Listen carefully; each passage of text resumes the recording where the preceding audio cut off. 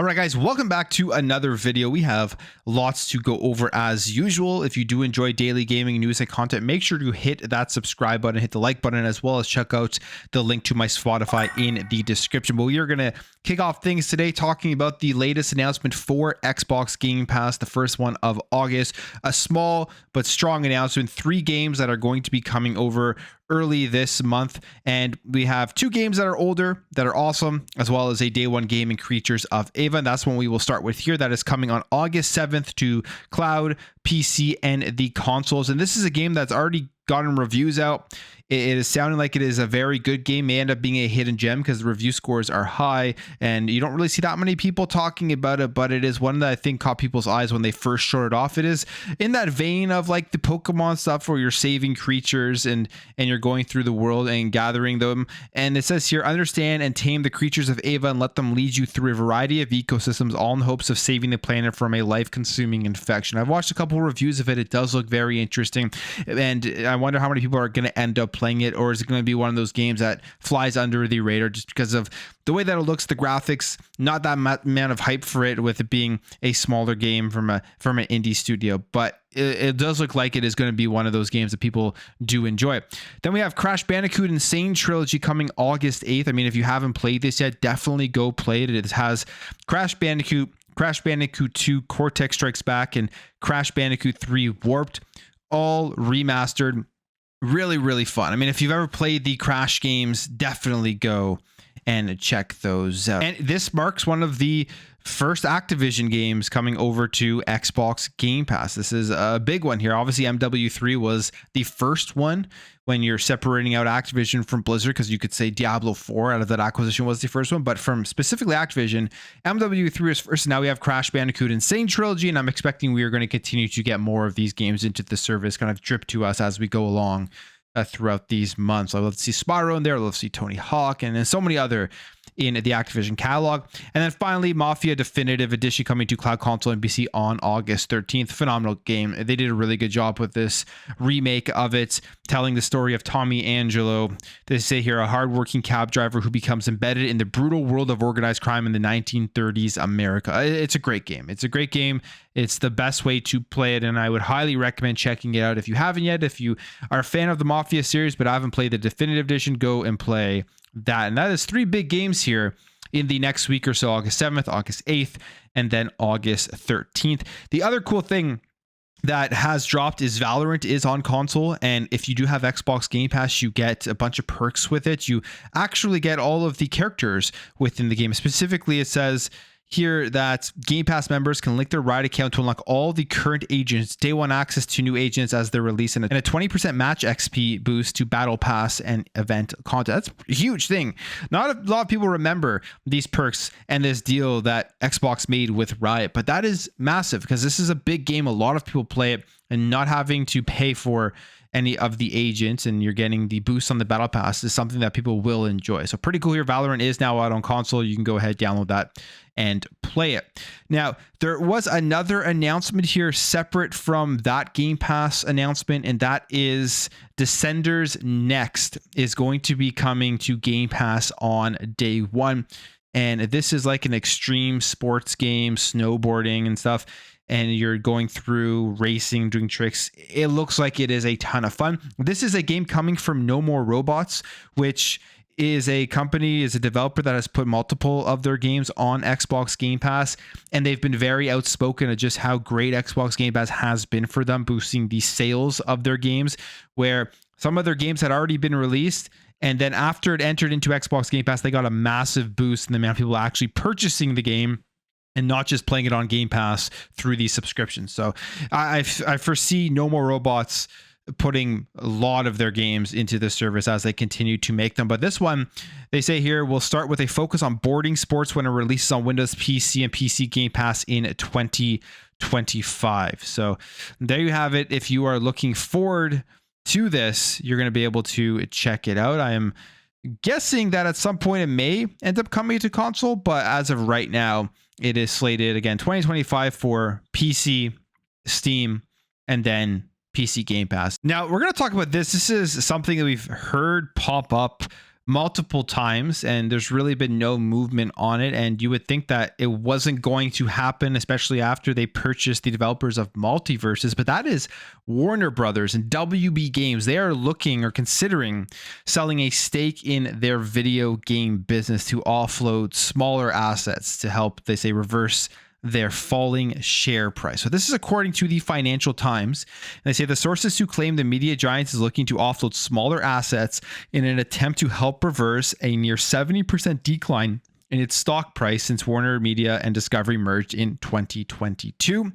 Now, they say that they're considering offers to sell the Polish broadcaster TVN or a stake in its video game arm, which includes a bunch of studios and some pretty incredible IPs that you'd have to think, how would that deal be worked out? Would they be selling the IPs with the studios, all of that stuff, if a major company was going to come in here and buy it? But it says here that the studios would include Avalanche Software, which made a Hogwarts Legacy, Rocksteady, of course, for the Batman games and Suicide Squad, TT Games, which is the Lego games, which is massive, NetherRealm with Mortal Kombat, Monolith Productions with Middle-earth Shadow of War, and Warner Brothers Games Montreal, who created Gotham Knights. Now, if you look at that and you can kind of see what has been playing a role in them wanting to do this, and I would think it's been kind of the failure of their last couple of games. I mean, Rocksteady with Suicide Squad was an abysmal failure. They took a $200 million loss, and then you also had Gotham Knights, which did not fare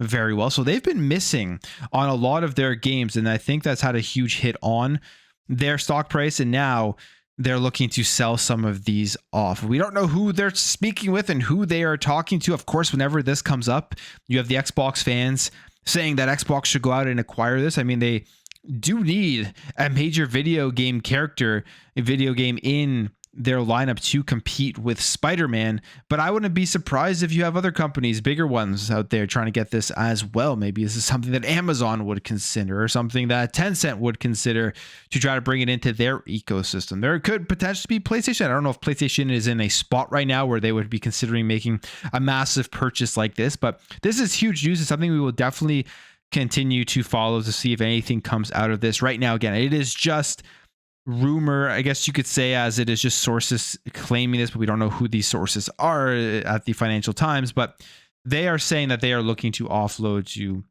fix and help their share price, which, I mean, the whole industry right now in gaming and media, there is a major fallout and a major downfall going on. So I wouldn't be surprised if we do see something eventually happen. Maybe it's not every studio, maybe it's just a couple of them, but WB Games is looking to do something apparently. Now, we also got some numbers here for Final Fantasy and Square Enix.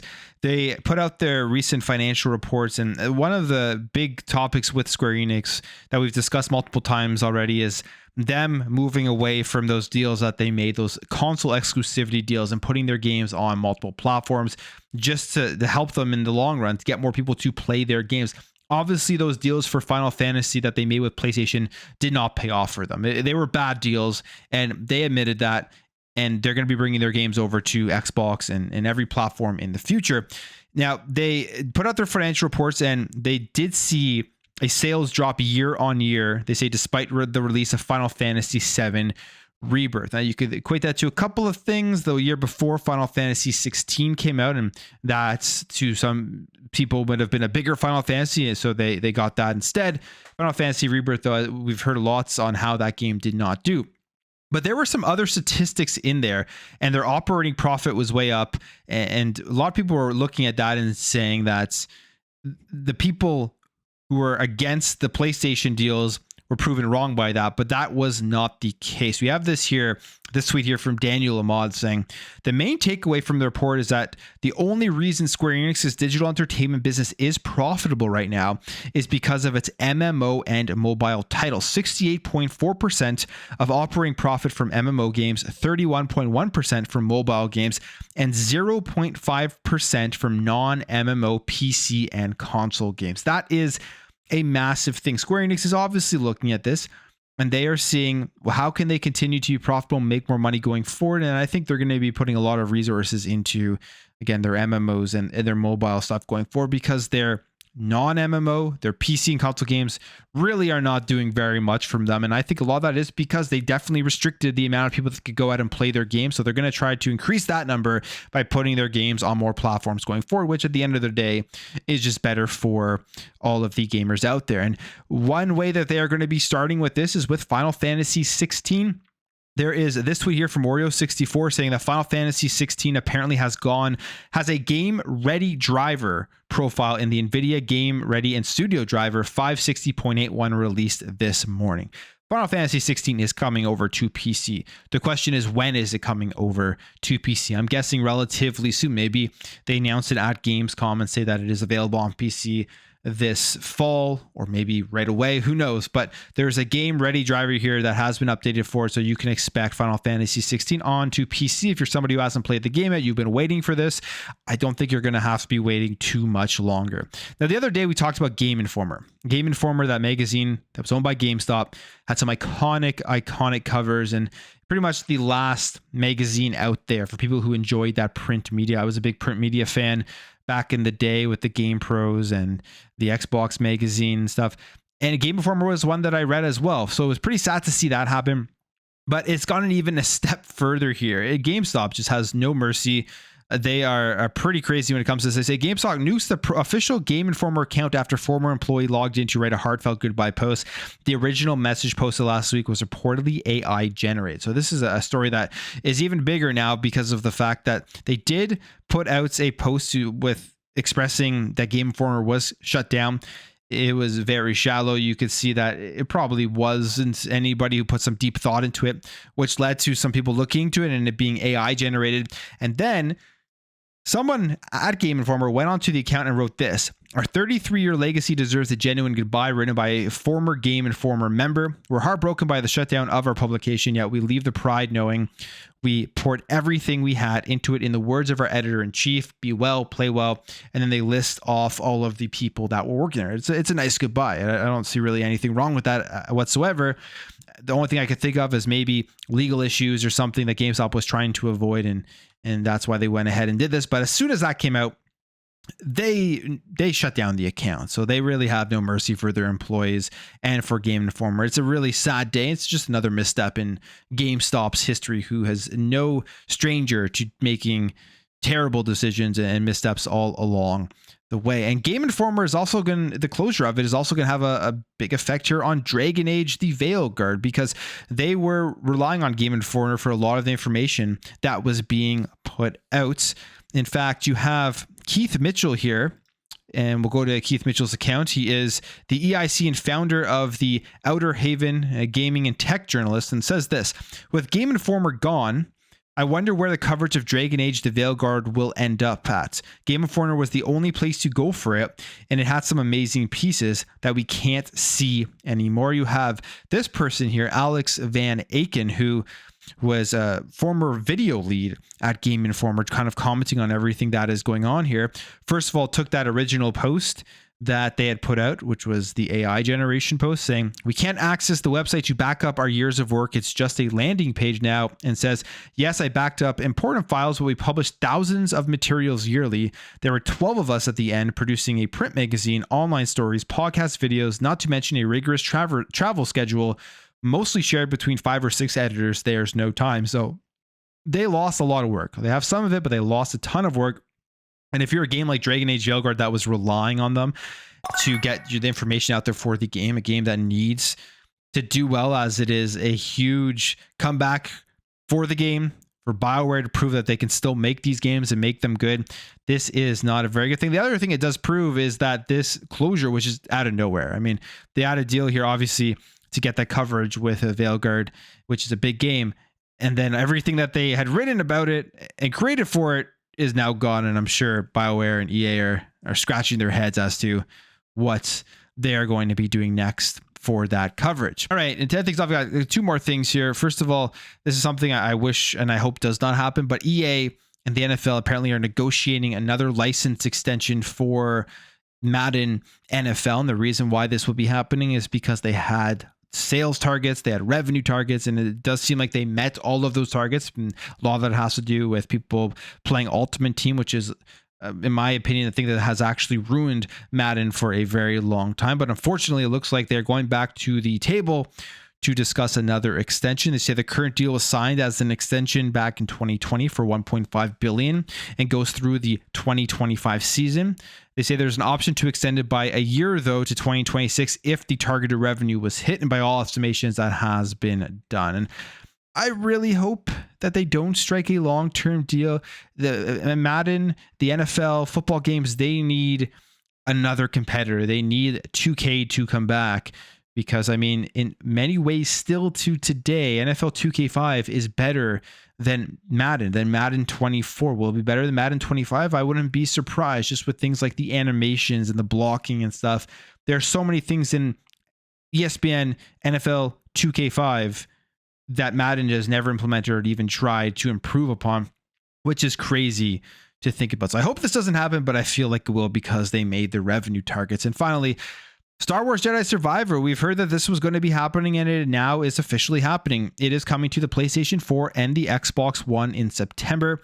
It's going to be $50, and it says here featuring a variety of optimizations aimed at maximizing the hardware capabilities of the console. So if you want to play Star Wars Jedi Survivor and you haven't upgraded yet to the Xbox Series XS or the PlayStation 5, now you're going to get that chance in September when this does release. But I'm going to end the video there, guys. If you did enjoy this video, hit that thumbs up. If you're new here, hit that subscribe, and I'll catch you guys in the next video.